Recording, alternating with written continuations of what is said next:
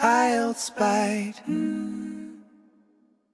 Imagine you're sitting in a really modern glass-walled office. Yeah. You're in a job interview. Oh, wow, stressful already. Right. Yeah, you're wearing your best professional clothes, your posture is excellent, and you know your industry inside and out. All right, you're totally prepared. Exactly.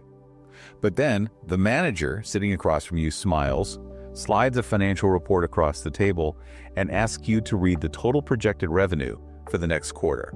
Okay, I can see where this is going. Yeah, so you look down at the paper, and it is a 10-digit number. There are commas everywhere. Just a massive string of numbers. Yes. And suddenly, your palms start to sweat, your throat feels completely tight, your brain just, completely freezes. Which is so common, honestly. It is. You are a highly intelligent, capable adult, but in this new language, looking at that massive number, you suddenly feel entirely helpless. So if you've ever felt that way, or if you're worried you might feel that way, you are exactly who we are talking to today. I mean, that feeling of freezing is just so incredibly common, and it happens to brilliant people every single day. It really does. Yeah, when you are acquiring a new language, and we are speaking specifically to those of you at the very beginning of your English journey right now, there is a very natural tendency to want to run before you can walk. Right. You want to learn the big words right away. Exactly. You want to learn complicated business jargon. You want to use sophisticated management vocabulary. But the truth is, true fluency doesn't come from memorizing a handful of giant, complex words. No, it doesn't. It really comes from having absolute, unbreakable mastery over the simplest foundational mechanics of the language. Absolutely. And I'm looking at our notes for today, and the mission is very clear. We are taking away the fear of the foundation. Yes, that's the perfect way to put it. We are treating you as the intelligent adult you are, but we're going to look really closely at the architecture of English. Step by step. Right. We're going to explore the mechanics of numbers, the system of the calendar, the precision of the clock, and the vocabulary of your daily routine. All the essentials. Yeah, and we're going to do it at a very deliberate, careful pace. We aren't just going to give you lists of words to memorize because, rote memorization is boring. And frankly, it's not very effective either. Exactly. Instead, we are going to explore the why and the how. Like, how do you physically shape your mouth to make these sounds? That physical aspect is so important. It is. And why does English use certain prepositions to describe time?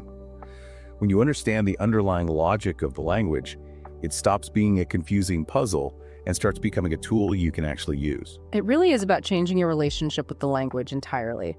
We want you to engage all of your faculties as we have this conversation today. Yeah, all 4 skills. Right. When we talk about how a word sounds, we want to train your listening ear to catch those tiny, subtle differences in pronunciation that native speakers make so naturally. The little details matter so much. They do. And when we discuss how a word is spelled, we want you to visualize that word in your mind's eye. Really see the letters and the punctuation as physical objects. Reading and writing it in your head. Exactly. And most importantly, as we explore these sounds, we encourage you to actually practice speaking them out loud wherever you are right now. Yeah, talk along with us. Yes. Feel the vibration in your throat. Notice where your tongue is positioned. Language is a physical activity as much as it is a mental one. So let's start with the absolute bedrock of human communication, which is numbers. Oh, perfect place to start. Right. Numbers are universal concepts, but the way we vocalize them changes entirely. And if we look at the numbers 1 through 10, beginners often just, count them out loud as quickly as possible. Like a race. 1, 2, 3, 4, 5. Exactly. 6, 7, 8, 9, 10. But doing that completely ignores the physical mechanics of the sounds. It really does. Let's slow down and really look at the phonetics here, because the base numbers are, they're like the basic notes on a musical scale. Oh, I love that analogy. Yeah, if you cannot play the bass notes cleanly, you can never play a complex symphony. That is so true. The numbers 1 through 9 are the only notes you actually need to learn perfectly. Every other number in the English language, all the way up to 1 trillion, is just a combination of those bass notes. It's just repeating the pattern. Right. So let's look at the mechanics of a few difficult notes. Let's take the number 3. Oh boy. 3 is tough. It is notoriously difficult for many learners because it begins with the T sound, followed immediately by an R. I've heard so many beginners pronounce it as tree, or free. Yeah. The "the" just gets completely lost. Yeah, they substitute a sound from their native language. So how do we physically construct the correct sound for 3? Well, you have to force your mouth to do something that might feel very unnatural. To make the T sound in 3, the very tip of your tongue must actually come outside of your mouth. Outside the mouth. Okay. Yes. It needs to rest gently between your top teeth and your bottom teeth. And then you push a little bit of air through that gap to create a soft friction sound. Like a hissing almost. Sort of, yeah. Then you immediately pull the tongue backward into the center of your mouth to make the R, followed by a long smiling E. Okay, let me visualize that. Tongue out, pull back, smile. 3. Let me try to analyze my own mouth while I say it. Tongue resting on the teeth, pushing air, pulling back. 3. Perfect. That was perfect. Yeah, if the tongue stays inside the mouth behind the teeth, it turns into a hard T sound, and you say tree. Right. And a tree is a tall plant with leaves. It is not a number. Exactly. The physical location of the tongue changes the entire meaning of the word. Precisely. Let's look at another bass note, the number 5. Oh, 5. What's the trap there? The challenge here is the letter V. Many languages do not have a hard V sound, so beginners might say 5 with a B or 5 with an F. Right, I've definitely heard 5. So what is the mechanical secret to the V in 5? It is all about the bottom lip. To make a V sound, your top front teeth must physically touch your bottom lip. Okay, teeth on lip. Yeah, and unlike the letter F, where you just blow air quietly, the letter V requires you to turn your voice box on. You have to make a sound in your throat. You have to create a vibration, yes. Your lip should literally feel like it is buzzing. Buzzing, okay. Heave. You finish the word with that buzzing vibration on your bottom lip. Let me try. 5. Yeah, I can feel the vibration on my lip. It almost tickles, to be honest. It should tickle a little bit. It is fascinating how much physical engineering goes into just saying the base numbers correctly. It takes practice, but it's worth it. So once we move past 10, we hit 11 and 12, which are, unique words. But after 12, the architecture of the numbers shifts into a very specific pattern. We enter the teenager numbers. Right. 13, 14, 15, 16, 17, 18, 19. And this is where we encounter one of the greatest phonetic traps in the English language. Oh, this is a big one. It causes massive confusion in business, in scheduling, and especially in financial transactions. It's the audio difference between the teen suffix and the tano suffix, right? Exactly. I want to spend a lot of time here because this is a huge problem. Let's set up a scenario for the listeners. Okay, let's do it. You are calling a supplier to order laptops for your new office. You need 13 laptops. 1, 3. But the supplier hears 30 laptops. 3, 0. Oh no, that's bad. They ship you 30, they charge your company for 30, and suddenly you have a massive financial disaster on your hands. All because of one tiny syllable at the end of a word. And the scary part is it happens more often than you might think. Really? Oh yeah. Native speakers swallow the ends of their words when they speak quickly. So how do we distinguish between 13 and 30? Or 14 and 40? Or 15 and 50. Right. There are 2 primary differences we need to train the ear to catch. First is the vowel sound, and second is the stress pattern. Okay, let's break down the vowel sound first. Sure. So the suffix teen has a long, stretched out E sound. When you say it, the corners of your mouth should pull back into a wide smile. A big smile. Exactly. And most importantly, it ends with an N sound. To make that N, the tip of your tongue must go up and touch the roof of your mouth, right behind your front teeth. Okay. 13. You smile, and your tongue taps the roof of your mouth. Let me contrast that with 30. Yeah, the suffix spunnity has a very short, sharp, abrupt E sound. You do not smile as wide. Shorter sound. And crucially, there is no N at the end. Your tongue does not tap the roof of your mouth. It just stops. 30. Okay, so 13, 30. I hear the length difference there. But you also mentioned a stress pattern. What does that mean in this context? Stress refers to which part of the word gets the most energy, volume, and length from your voice. Like where you push the hardest. Yes. In the teenager numbers, the stress is heavily placed on the second syllable. The teen part is louder and longer. 13, Okay. 14, 15. I see. And for the multiples of 10? The stress flips entirely. In the tens, the stress is on the first syllable. The temd part is very quick and quiet. 30, 40, any, 40. Okay, let me try to role play this difference. Oh. I'm going to exaggerate the stress. Listen closely to the rhythm. Go for it. I need 13 laptops. I need 30 laptops. Wow, yeah, the melody of the sentence completely changes. It really does. And As a listener, if a native speaker is talking fast and you cannot clearly hear the N at the end of the word, you have to listen for the melody. Listen for the stroke. Exactly. Listen for where they put their vocal energy. Are they pushing the energy at the beginning of the word or at the end? That will tell you if it is 16 or 60. This is such a crucial listening skill to develop. It really saves you in fast conversations. Absolutely. Now let's shift our focus from speaking and listening to writing. Because when we're writing numbers out as words, particularly in formal business emails or, legal documents, there's a very specific punctuation rule that comes into play. Right, for the numbers between 21 and 99. Yes. When you write a number like 21 or 35 or 99, you can't just write the two words next to each other with a space in between. No, you must connect them with a short horizontal line called a hyphen. A hyphen. Now, why do we do this? I mean, is it just an arbitrary grammatical rule designed to torture learners? It might feel that way sometimes, but there actually is an underlying logic. Okay, good to know. The hyphen acts as a visual bridge. It tells the reader's brain, hey, these two separate words are actually functioning together as one single mathematical concept. So it groups them visually. Yes, it groups the tens and the units together into a single package. So you write TWENTY, then a hyphen, then ONE, 21. It's a visual cue for clarity. Yeah. I really like that. We use that hyphen all the way up to 99, and then, we cross the threshold into the hundreds. 100. Right. Now, when I see the digits 100, I often hear native speakers vocalize it in two different ways. Yes, there are two ways. Sometimes they hear 100 and sometimes they hear 100. If I am trying to sound as professional as possible, which one is correct? This is a fantastic area of nuance. Honestly, both are grammatically perfect, but they carry slightly different psychological weights. How so?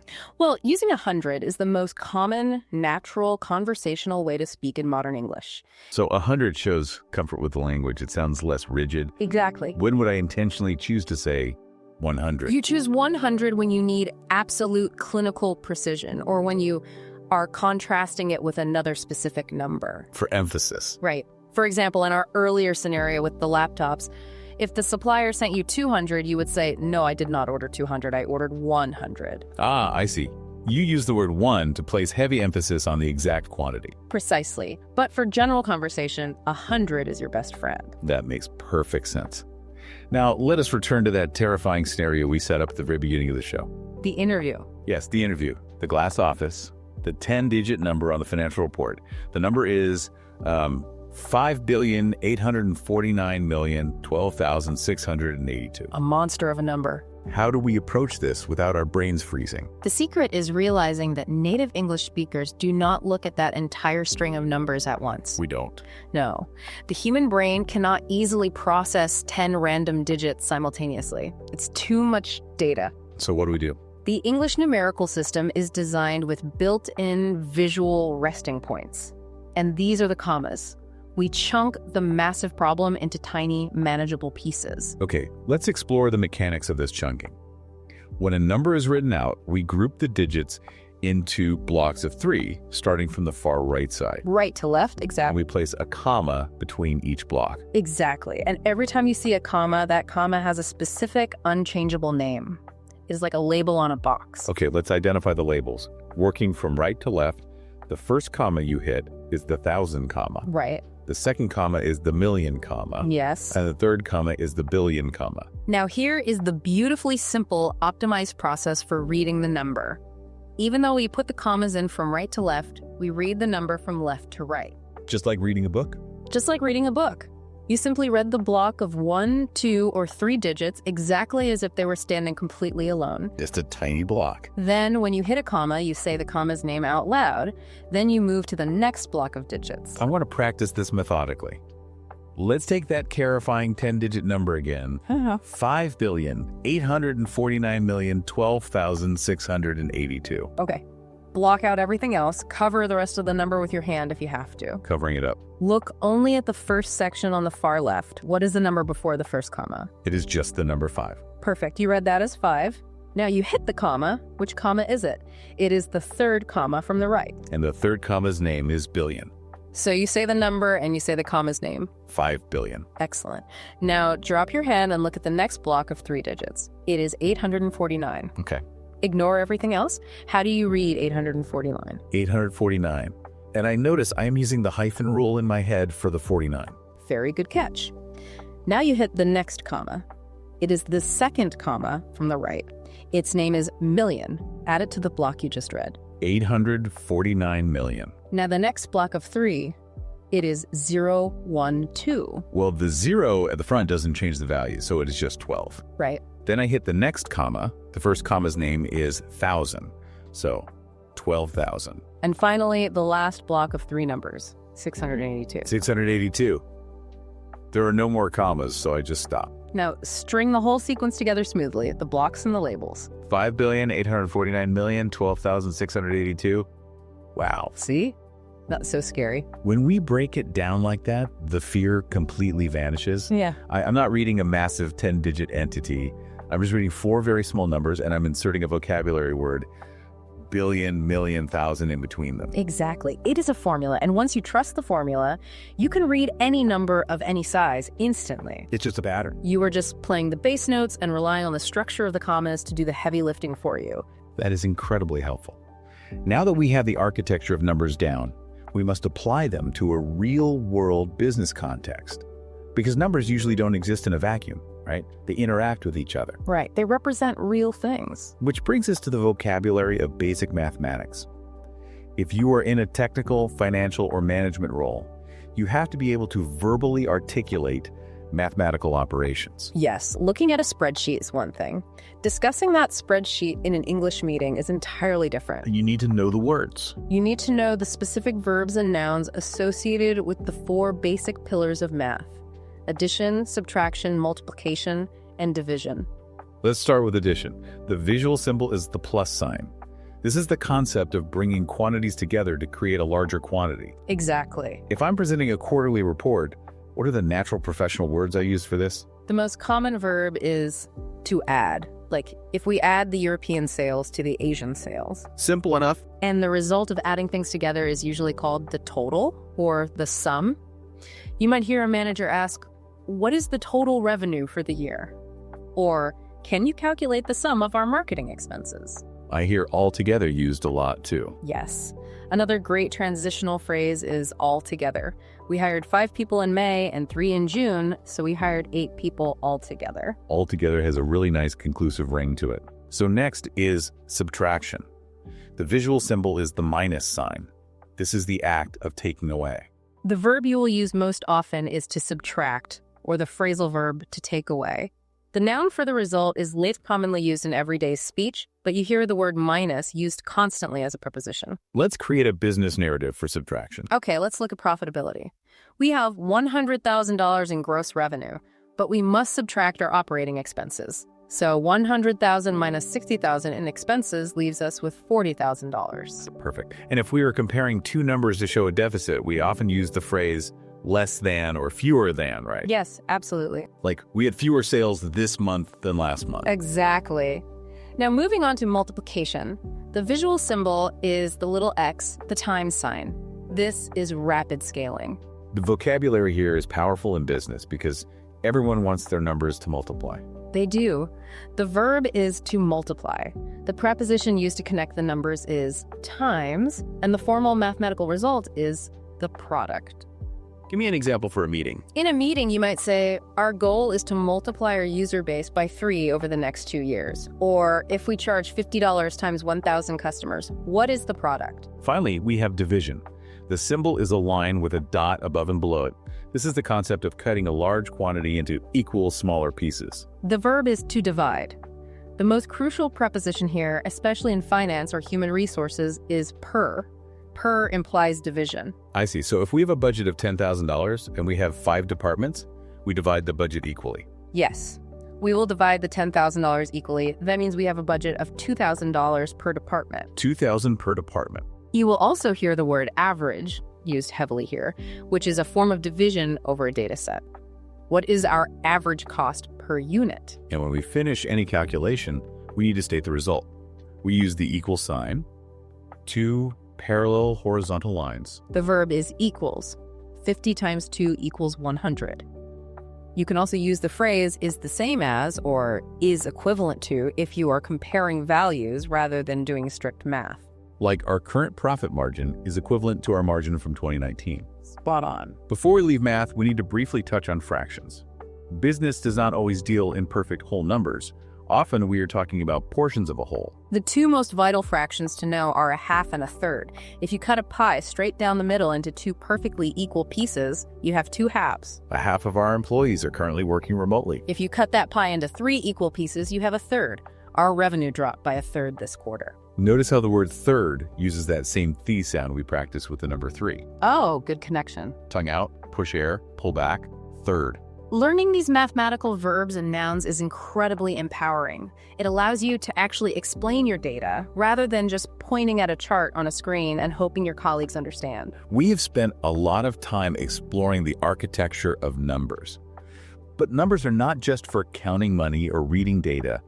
They form the absolute framework for how we organize our existence. They map out our whole lives. They really do.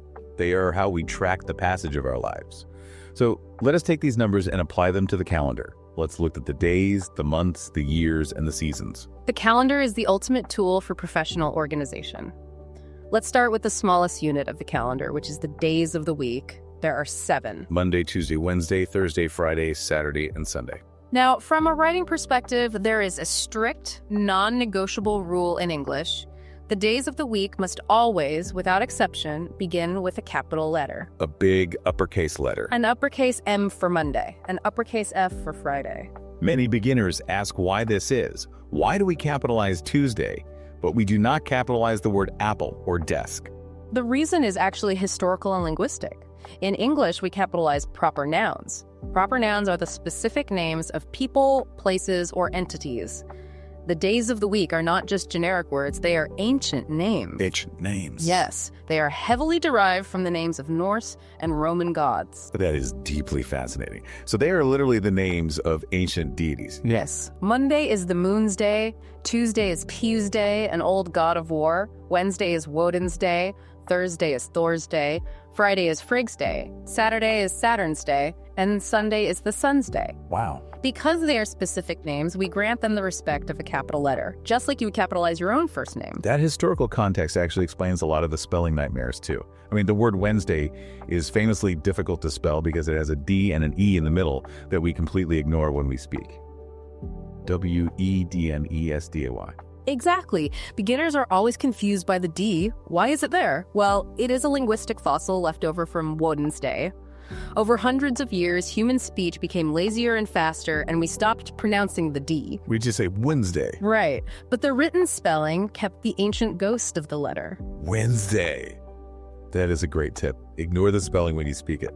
Now, for speaking and listening practice, the biggest hurdle for the days of the week is distinguishing between Tuesday and Thursday. They are so close. They sound incredibly similar in fast speech, and mixing them up can mean missing a crucial meeting by 48 hours. We have to return to the physical mechanics of the mouth again. Thursday uses the T sound we discussed earlier. Tongue between the teeth, push air. Thursday, it is a soft, breathy sound. But Tuesday uses a hard T sound.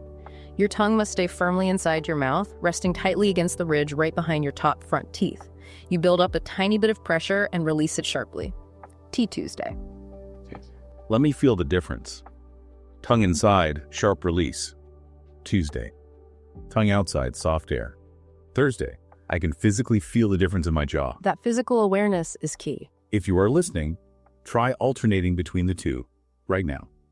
Tuesday. Thursday. Tuesday, Thursday. Feeling the physical location of your tongue is the best way to cement the difference in your brain.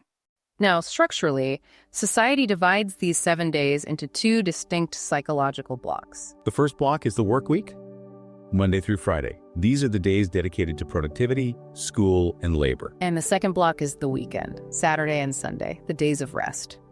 Understanding this division is vital because the word weekend is used constantly as a point of reference in professional scheduling. Okay, let's expand our scope from the days to the months. There are 12 months in the year: January, February, March, April, May, June, July, August, September, October, November, December. And just like the days of the week, the months are proper nouns. They're often named after Roman gods or Latin numbers. January is for Janus.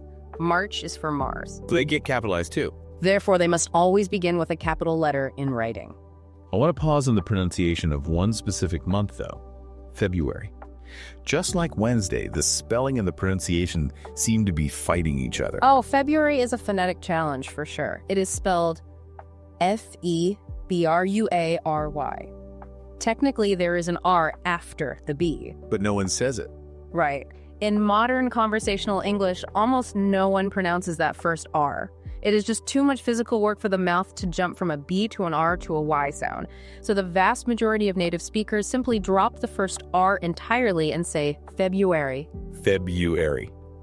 That is so much easier to say than trying to force the R out. Now, when we combine the month and the day to talk about a specific date on the calendar, we encounter a very important grammatical shift. We do. We do not use the standard counting numbers we learned earlier. Correct. If your birthday is on the 5th of May, you cannot say, my birthday is May 5. That sounds broken to a native ear. Instead, English requires the use of ordinal numbers. Ordinal numbers. Let's define what that means conceptually for the listeners. Ordinal comes from the word order. These numbers do not represent a total quantity. They represent a specific position in a sequence. You are not saying there are 5 days. You are identifying the specific day that occupies the 5th position in the timeline of May. 1st, 2nd, 3rd, 4th, 5th. And we continue that pattern all the way up to the 31st. Exactly. So we say, the meeting is on March 22nd, not March 22. The deadline is July 4th, not July 4. This concept of ordering time is fundamental to English syntax. We have days. We have months. Now we zoom out to the largest unit of the calendar, the year. Reading a 4-digit year out loud can trigger that same panic we talked about with the massive financial numbers. A year like 1987 looks like a very large mathematical number. It does, but again, we do not read it as a mathematical quantity. You would never say 1,987. That is exhausting. It takes forever to say. Instead, English speakers have developed a highly efficient psychological trick. We visually chop the 4-digit year straight down the middle into 2 easily digestible 2-digit numbers. It is exactly like reading a digital clock. Let's look at 1987 again. Chop it in half. The first half is 19. 19. The second half is 87. 87. You just read the 2 halves back to back. 1987. It is elegant and simple. But what if there is a 0 in the 3rd position? For example, the year 1805. You still chop it in half. The first half is 18. The second half is 05. In this specific situation, we pronounce the 0 like the letter O, 05, so the year is 1805. This system works perfectly for almost all of recorded history. But then the language had to adapt when we hit the new millennium, the year 2000. Yeah, that changed things. We could not say 20. It sounded ridiculous. So for the first decade of the 2000s, the rule shifted. We treated the year like a regular mathematical number. So for the year 2008, we simply say 2008. Yes, but language is a living, breathing organism. It is always looking for the most efficient path. As we moved further into the century, specifically after 2010, society started reverting back to the old shopping method because it is physically faster to say. This is a fascinating point of linguistic evolution.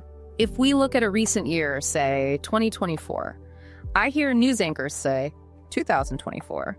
But I also hear people say 2024. It's a mix. Right. So if I'm an English learner trying to find the hard and fast grammatical rule, this is incredibly frustrating. Is one of them wrong? Is 2024 just lazy speech? It is not lazy at all. It is efficiency. Neither is grammatically wrong. 2024 is technically accurate, but 2024 saves a syllable. And people like saving syllables. Over millions of conversations, human beings will always default to the shorter, faster path. Today, 2024, is the absolute standard in natural, professional English. In an interview, saying the chopped version makes you sound much more native and conversational. Let's pull this all together. Month, day, year. Let's look at the date. August 16th, 2025. Here we run into a geographic split. Yeah. In American English, the standard structure is month, day, year. So you would say August 16th, 2025. Notice the ordinal number 16th and the chopped year 2025. But in British English, and much of the international community, the structure changes to day, month, year. They organize it from the smallest unit to the largest unit. Yes, and structurally, they add a few tiny connecting words. The 16th of August, 2025. Now, why does this matter for our listeners? In a globalized business environment, you will be on Zoom calls with people from New York, London, and Sydney simultaneously. Understanding that the American will say August 16th, and the Brit will say the 16th of August, prevents confusion when writing down deadlines. Absolutely. Before we leave the calendar, we should address the seasons. The calendar year is divided into 4 seasons: spring, summer, fall, which is also called autumn and winter. And why are we bringing this up? Because seasons and weather are the ultimate universal small talk. Important. It is. In Western business culture, you rarely jump straight into the heavy agenda the second a meeting starts. There's usually 2 to 3 minutes of rapport building. Exactly. Knowing the vocabulary of the seasons gives you a safe, professional way to connect with a colleague. You can talk about the spring blossoms and rain, the summer heat, the changing colors of the autumn leaves, or the winter snow. Holidays act the same way. Knowing that Christmas is December 25th or Valentine's Day is February 14th gives you an anchor point for conversation. It's an easy opening. You can simply ask, did you do anything special for the holiday weekend? It is a soft skill, but mastering this small talk is often what separates an okay candidate from a memorable candidate in an interview process. We have mastered the broad strokes of time, the years, the months, the days. Now we need to zoom in all the way. We need to look at the exact precision of the clock, and we need to decode the most notoriously difficult part of the English language: prepositions of time. Let's tackle the clock first. Reading a digital clock is easy. 3.15 is 3:15. But native speakers constantly use relational time. They relate it to the hour. Yes, they talk about time based on its relationship to the hour. To understand this, we need to visualize an old-fashioned analog clock on the wall.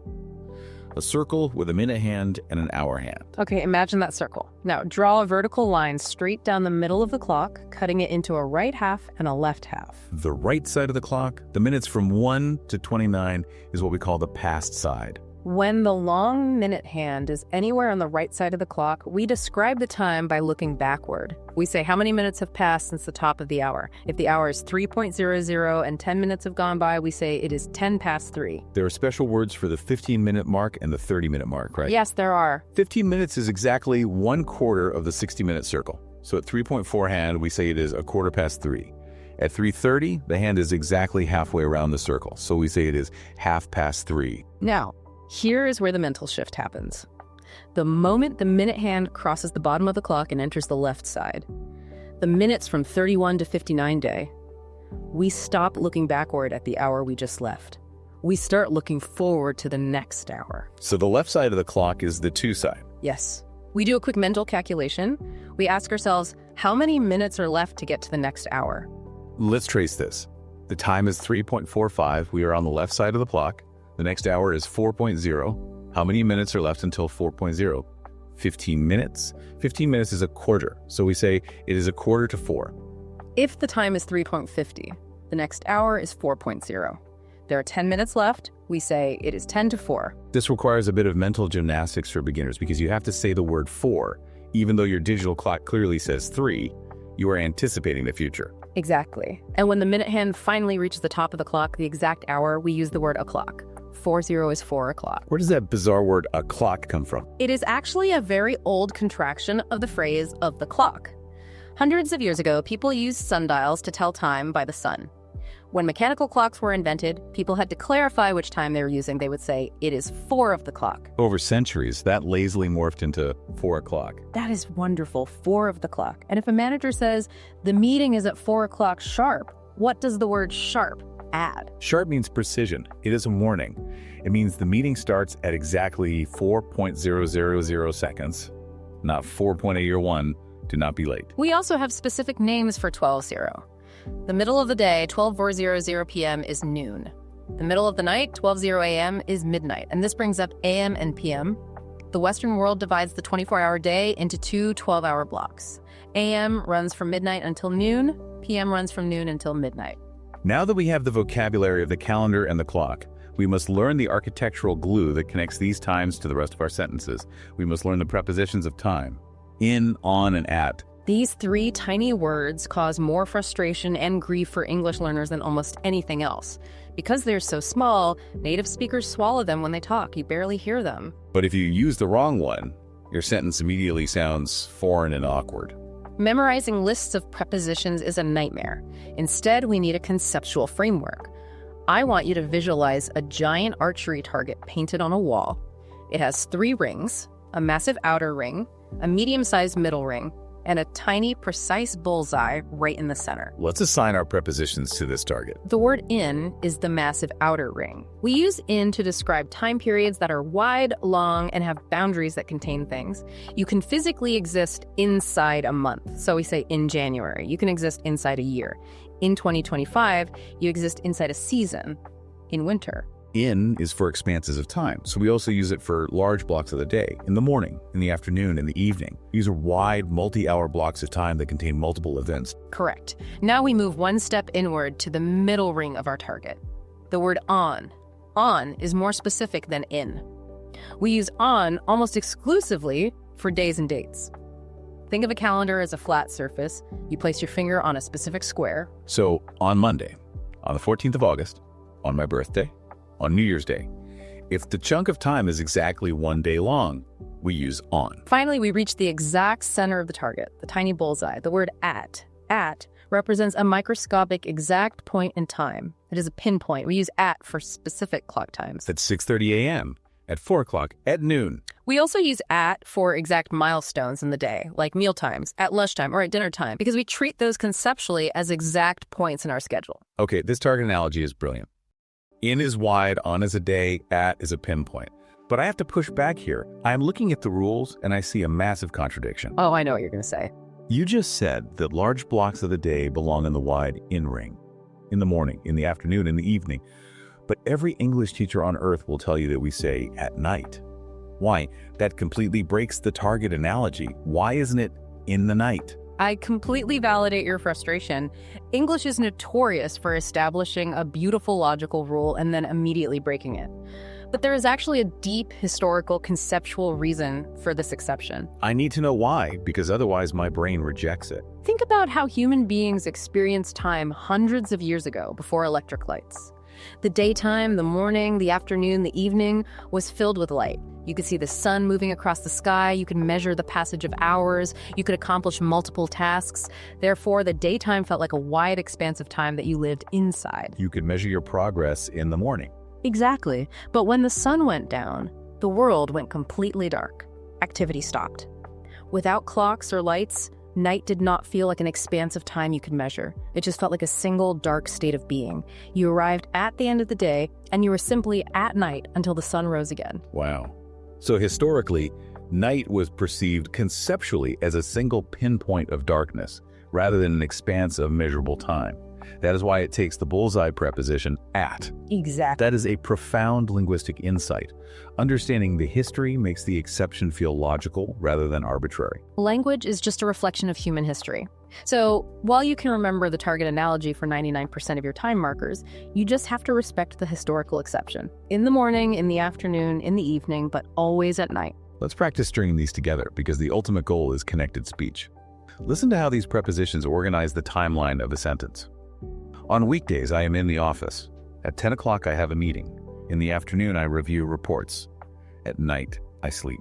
When you can seamlessly move between on, at, and in, your English stops sounding like a translation and starts sounding native.